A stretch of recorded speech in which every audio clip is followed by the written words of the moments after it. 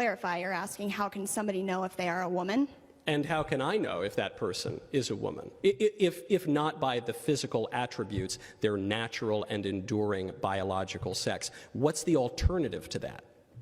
So my response to you is then a question of, what is the purpose of knowing another person's sexual there identity? you are. But let me finish. Yeah. If it's not for the premise of reproduction, and there's no need to relate outside of that, then I don't quite understand why we would need to question or. So this is what happens whenever you ask a transgender activist to explain even the basic premise of the movement, is they'll immediately say, well, who cares? Why are you so obsessed with this? I'm not obsessed with this. I'm not the one who started sending men into the women's bathroom and taking away their trophies and castrating kids. I'm perfectly happy with the way things have worked for thousands of years. It is the transgender activists who are trying to upend everything. And so I think it is at least my right to ask the question, okay, what is the premise of your movement? But they always deflect from that. They always withdraw from the debate. They always try to change the subject because there is no answer. So you ask me, well, what's the purpose of,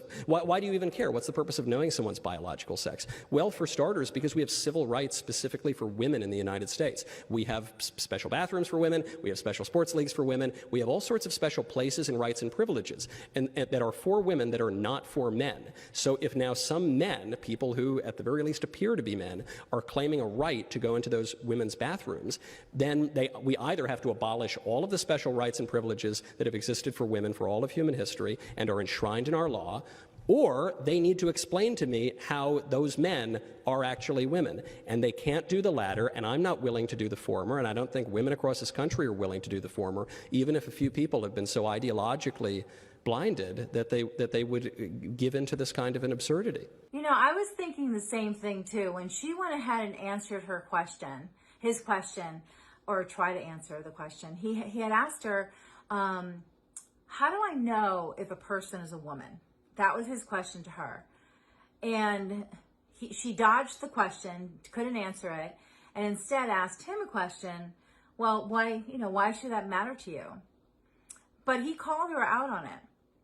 He kind of laughed and chuckled and said, whenever you ask a transgender activist to explain the premise of their movement, their response is always, why should that matter to you? Why should that matter to you? They don't have an answer for it.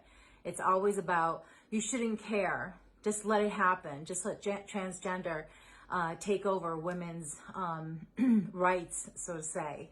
Because he pointed that out.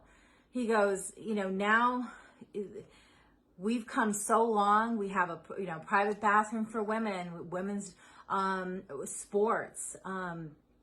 And now it's all being taken away because men who decide that they're women jump into women's sports and take over now. And they also can just walk into a woman's bathroom because they say they're transgender.